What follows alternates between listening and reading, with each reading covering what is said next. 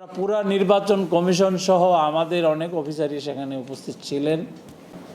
তাদের একটি কথা, স্যার আল্লাহ চাহে তো আমরা সুস্থ হয়ে যাব, যদি সুষ্ঠু নির্বাচন না দিতে পারেন আবার আন্দোলন, আবার আমরা রাস্তায় নামবো। সে সোজা হয়ে দাঁড়াতে পারে না, সে খেতে পারে না, সে চোখে দেখে না, কিন্তু তার হুঁশিয়ারি এরকম যে আমরা একটা ভালো নির্বাচনের জন্য জীবনকে বাজি রেখে এই পর্যায়ে আমরা এখনো বেঁচে আছি। আল্লাহ যদি আমাদেরকে বাঁচিয়ে রাখে আর আপনারা যদি সঠিক নির্বাচনটা না দেন, আমরা আবার আন্দোলনে নামব এবং আবার রাস্তায় নামব। তা আমরা নির্বাচন কমিশনের যারা ছিলাম তাদের মনোবল, তাদের কমিটমেন্ট দেখে আমরা অভিভূত হয়েছিলাম যে এই দেশে এখনো দেশপ্রেমিক মানুষ রয়েছেন। এই দেশটা ভালো হোক, তারা আশা করেন এই দেশে একটা নির্ভেজাল গণতন্ত্র প্রতিষ্ঠিত হোক, সেটি তারা প্রত্যাশা করে এবং সেটির জন্য তারা জীবনপণ দিয়ে চেষ্টা করছেন এবং করে যাবে। চ্যালেঞ্জ এবং চ্যালেঞ্জ উত্তরণের উপায়ে আমি বলবো চ্যালেঞ্জ একটাই, সেটা হলো আমার মনকে ঠিক করা। উত্তরণও এখানে যে আমার মনটাকে যদি আমি সঠিক পথে নিতে পারি তাইলে এটার সমাধান হবে। কীরকম?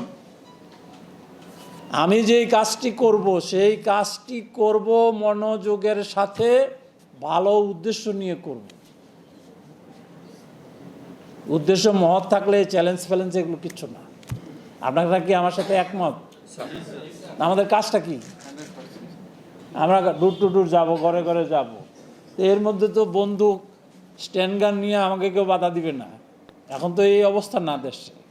আমার চ্যালেঞ্জটা হলো যে আমি কতটুকু বুদ্ধিমত্তা দিয়ে, কতটুকু আন্তরিকতার সাথে এই পবিত্র দায়িত্বটুকু পালন করব। আমানত খেয়ানতকারী জাহান্নামী। আজকে আমাদের উপর যে আমানত, 18 কোটি মানুষের দেয়া যে আমানত, সেই আমানত রক্ষকের অংশীদার কিন্তু আমি আপনারা সবাই। আমানতটা কি? আপনি কলমের আগায় সঠিকভাবে একটা তথ্য লিপিবদ্ধ করবেন। আজকের যে পেরেশানি, এনআইডি নিয়ে যে আমাদের যেই বদনাম, এটার জন্য যদি আমি এক ভাগও দায়ী হয়ে থাকি, আমাকে কি ট্যাক্সের পয়সা দিয়ে বেতন দেয় না? আমার এই এক ভাগ ভুল কেন হবে? জনগণ বুঝে না, জনগণ বিভ্রান্ত হইতে পারে, ভালো মন্দ মিলা জনগণ মিসগাইডেড হতে পারে, কিন্তু আমি যেখানে বসে আছি সেখানে বসে থেকে যদি ভুল করি সেটির দায় কার? সেটার দায়িত্ব তো কারোর উপর বর্তাবে।